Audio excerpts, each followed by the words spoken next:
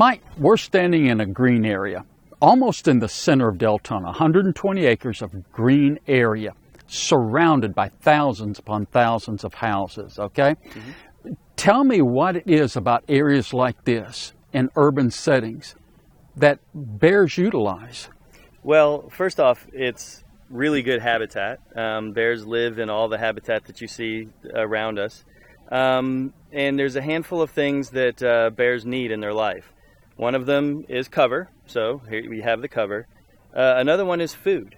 And while they probably can find, a handful of bears can find as much food as they need in this bit of forest surrounded by people, they're really striking out towards the edges, and they're finding all the food they could possibly want in the form of birdseed and garbage and dog food. And then so they're going out into the neighborhoods, they're getting all the calories that they need, and then they're coming back into the forest and using it as cover. Okay. So you said there were 5 things bears need. A few. Okay, a few. Okay, a few things. Okay, yeah. Cover, food. Uh-huh. What else? Well, there are other things that we adults talk about, for males need females. That season of the year. Yes, exactly. Okay. That sort of thing. So you need food and cover and mates and that sort of thing. Basically cover and food are really important to bears. Okay, now cover for a large part means protection, I would think. Yeah. Where they can hide. And it really almost depends, it's different depending on if it's a male or a female. A female bear is going to need cover for a couple of things like their security, their protection. And then they're also going to need a really high quality food environment to raise cubs. And the cover that you're talking about also provides denning habitat. So they need a good, thick area of cover where they can have their cubs and raise their cubs that provides both security, food, and habitat, denning cover, everything that they need. Okay, just going back to the sow, all right, birthing her cubs. How long will a cub be let's say, completely dependent upon the mother, the sow? Great question. And basically all bears are born sometime around February 1st, give or take a couple of weeks. They're born completely helpless. They're about the size of a soda can. She completely takes care of them in a den, in thick cover like what you see around us, until sometime in about April or so, where the bear cubs are about 5 pounds. Then she'll start to strike out, looking for expanding for food and cover and expanding her territory, with the cubs sort of slowly tagging along behind her. And she'll keep them for an entire year and a half. So she'll teach them everything they need to know, for everything that they need to know for their entire lives in that year and a half. Okay. How the area we're in, for the most part, in one part of it, there is some stormwater retention area that'll have some water in it. But how much water does a bear need? Because the area we're standing in here is very high and has no standing water anywhere around it. Yeah. Bears are incredible animals. They could go, during the denning period. People call it hibernation. It's technically called carnivorous winter lethargy. That's a lot harder to say than hibernation. So people just say hibernation. That sounds like me in January. What can I say? Exactly. And so they actually, during that period of time, they could go for weeks and months without eating or drinking. And so really during a dry spell or going a couple of days without water is not a big deal for a bear. And they'll find, you'll be amazed how much water you could find even in this area, even though we don't see it. They'll be able to find water. Some of the water could come from plants and such as that too. Absolutely, yeah. Okay. And of course then if we're living so close to suburbia, there are going to be swimming pools and bird baths and things like that. And the sprinkler system works sprinkler and everything? System, that sort of, they'll put puddles out on the ground. And then of course it rains, and there'll be some ephemeral ponds that'll show up. Excellent. Okay, Mike, they're ephemeral ponds. They get a little water. They get water from the sprinkler system. They can feed on bird feeders and dog food left out, and of course the garbage cans and such as that. Okay, but what can people do so not to attract bears? Yeah, this is really the issue that Florida Fish and Wildlife has with lots of human-wildlife conflicts, particularly bears. It really is about the attractant. The birdseed you talked about, the dog food, and really the garbage. Garbage is our number one issue in the state. It accounts for almost 40% of our problems, our phone calls that come in to the agency. And really, it's a simple thing to do. You just keep it away from the bears. So if you have a bear coming around, he's getting your garbage, secure your garbage can, either in a garage or a shed. We have things online on how to develop wooden sheds you can put on the side of your house. There's even commercially made garbage cans that are bear resistant. You can put them in, and lots of the cities and counties are now thinking about not only creating, allowing people, but they're also creating ordinances to say that we should be doing this to protect neighbors and the community as a whole, not to have bears wandering through. So really, it's just about keeping those foods away from bears. And as soon as you do that, most times bears move on. And it's very similar to things like raccoons. If you have food outside, raccoons come in, and you take that up, raccoons leave. Very same thing. Anything that your dog, cat will eat, a bear will eat as well. And if you just keep that away from them, most times the bears just move on, and everything works out. So that's for residential. Yeah. In a place like Deltona, it's actually kind of unique because we do have businesses interspersed throughout the urban area. Dumpsters are a little more complicated because you can't just take your dumpster and put it into your garage. But we have a couple of clever ways of securing dumpsters. Some actually get replaced with metal sliding doors and a metal lid, and it has a little carabiner on the side that clasps the side doors. That works really well. They use them in the state parks nearby and keeps all the bears out. Now there's a new plastic lid that's reinforced, so you just change out your old plastic lid, put a new plastic lid on, has metal around it, and you put the lock bar on. The bears can't get into them that way. So it seems like every month we have somebody new thinking about how to keep bears and other wildlife out of garbage. Okay, in Deltona, I know we require that commercial dumpsters have like a wall around it and a gate. Does that? To me, that has always just been an aesthetic thing. It is. Okay, I didn't think the bear would. Right. Okay. And the bears don't care about the wall at all. I mean, they can climb. You take a look at any one of these pine trees. They can climb this pine tree in a matter of seconds. A wall or a fence or a gate like that is nothing for a bear to climb over, especially if they're hungry, if they want to get into it. So it just gets him up to where he can lift the lid a little easier. Yeah, maybe. Right? Sure. All right. Yeah. All right. Let's take for example. You're out taking a walk in the evening, or you're out taking the garbage out, or you've gone out to pick up the newspaper and it's garbage pickup day, etc. All these things. Sure. And suddenly you have an encounter with a bear. What should you do? Expound on this. Very good. And, human safety, as far as Florida Fish and Wildlife concern, is paramount, obviously. So what we recommend people to do is, one, stay calm. Panicking does nobody any good. And so if you stay calm and you make yourself look big, put your hands above your head, talk in a calm voice to say, "Hey, bear," and slowly back away from the bear. Most times, that bear is going to see you, freak out, and run away. But sometimes they just kind of freeze in and they watch you. And so the best thing for you to do, let the bear know you're there, talk to him in a calm voice, and slowly back away into your house or your car, or find some way to back away. And then really what you have to do after that is, if the bear was in your garbage or the reason why the bear was there, it's going to be up to you to take care of that so you don't have that happen over and over again. If you're leaving an attractant out, like your garbage or dog food or something, and you keep running into a bear, you're going to have to figure out a different way you're going to have to keep your garbage secure until the morning of pickup, or you're going to have to feed your dogs or cats in a different way, so you don't just keep running into, and it's not even just about you, but about your neighbors as well. I mean, we live in a society, and if you're attracting a bear, you're the only one on your street attracting a bear in, you're putting everybody else sort of in jeopardy as well. And remember, bears are wild animals, and they can be dangerous. But for the most part, they're just hungry, looking for a really quick and easy meal, and that's usually garbage or dog food or birdseed. Okay, you mentioned garbage cans that were bear resistant. I'm going to take it for granted that the word resistant was a very important word in that. Yes. Because I don't think at this point there's no commercial or made bear proof. Yeah. Bears are strong animals. Yeah, sure.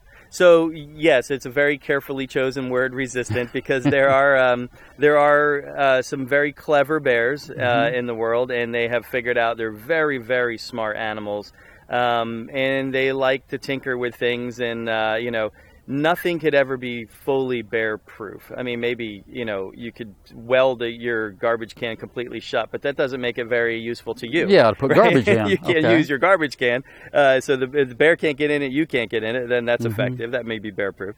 But the point is you can never have anything that's going to be useful to a human, putting their garbage in and out every day like we do, able to be picked up by a waste management company, dumped, and be bear resistant. It's impossible to make one that is 100% across the board. Right.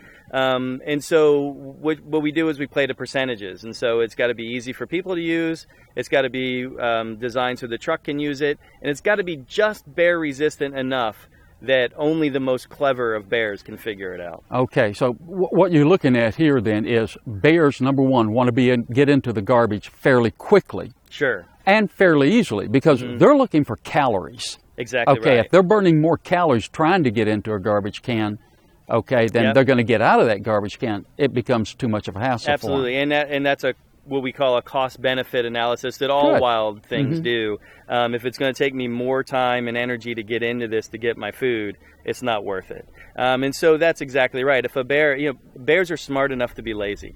So they'll walk down your street and they'll just tip over your can. And if your can opens up and spills its contents, they're going to stop and eat it. But if your can is locked shut and they tip it over and it doesn't open, they're just going to go to the next can. And so eventually they'll just keep going down the line and figure out which one's the one to get into is going to cost the least amount of energy. Okay. So I guess too, bears can get, if it's dog food out, if it's a bird feeder with seed, if it's a garbage can that easily tips over and the garbage spills out, I guess they could become somewhat possessive of that feeding cycle of eating there on a regular basis. Yeah. And to me, that sounds like something they might want to defend. Absolutely. It can turn into that. What we call habituation and food condition. Now, habituation is basically where a bear comes in and he doesn't care about the people or the cars. He's kind of ignoring all that. That's not necessarily bad. We don't like that, but it's not necessarily bad. A food conditioned bear, though, that is when we actually start to get very concerned because they can become human safety threats. And that's where a bear is coming out, finding that one garbage can or finding that one neighbor who says they're not feeding the bear, but they are, either intentionally or unintentionally. And then they're coming into the neighborhood trying to seek that out. And they can become pretty defensive and sometimes even aggressive when they're trying to get to the food source that is stable for them. Okay. Possessive, aggressive, those are not normal bear behavior. Right. What would we look for in normal bear behavior? Sure. Especially in an encounter between a person or a person, let's say, with a dog too. Let's do the person, then a person with a dog. Sure. Aggressive defensive behavior probably does occur in the wild with other bears, but we're talking about bears and humans now.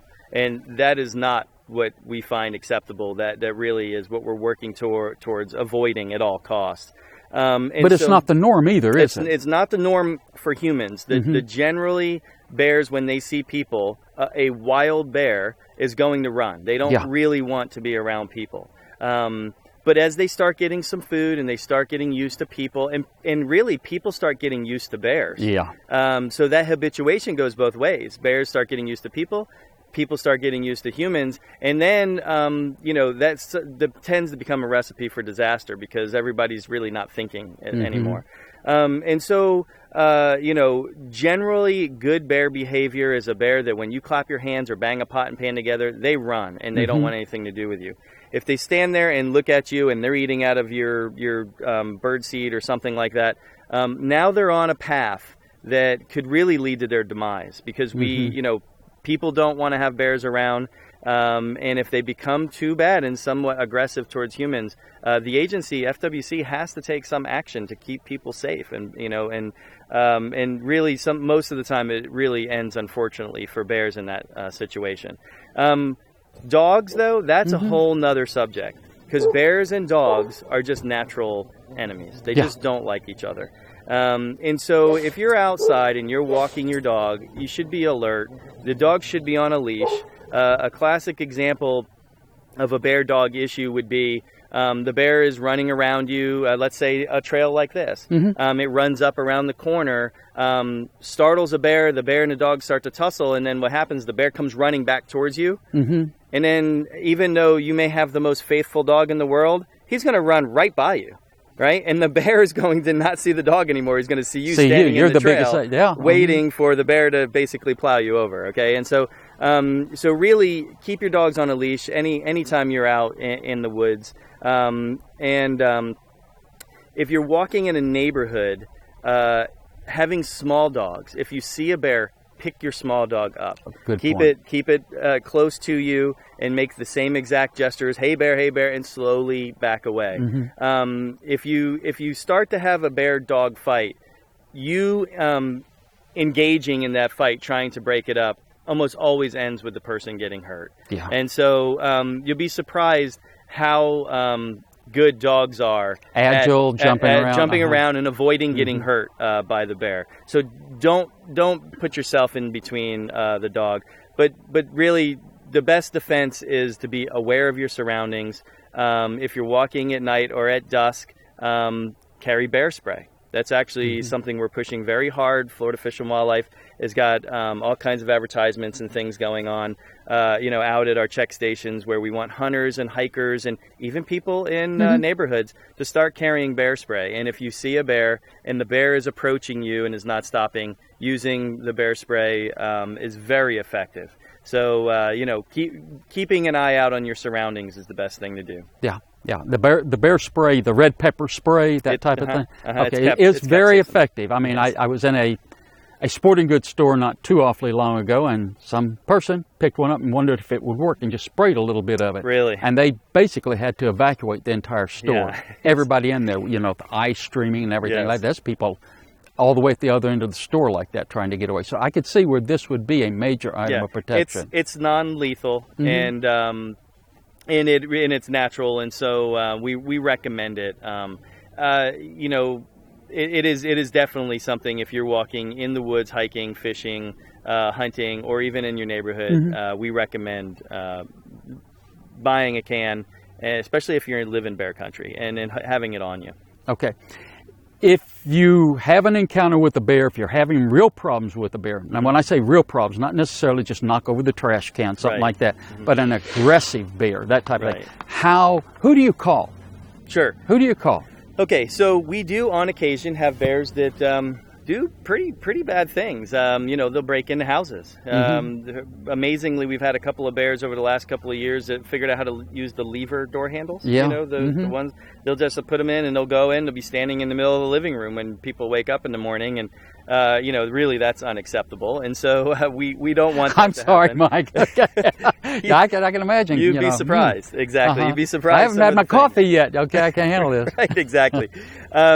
If something like that happens, and the bear does, run away and everything has settled down, you really need to call Florida Fish and Wildlife. First thing, put a deadbolt on that door, okay? You should probably keep your door locked for multiple reasons, but in particular, if you have bears in the area, and sometimes they'll break a window and come in, so you'd be surprised how they can be pretty clever to get even in the houses and sheds and things like that. We consider that a public safety threat. We don't want bears coming in the houses and destroying things like that. So you really need to call Florida Fish and Wildlife, and we will do everything in our power to try to rectify that situation, giving you technical advice on how this doesn't happen again. But really, your first call needs to be to one of the regional office, and that regional office for Deltona is in Ocala. Okay. We could put that number, on the bottom of the Probably on the bottom of the screen right here. Okay, yeah. All right. Very good. Mike, thank you very much. We've had a great discussion on bears today. Okay, and we look forward to talking to you again in the future. Okay, great. Thank you. All right, thank you. Bye-bye.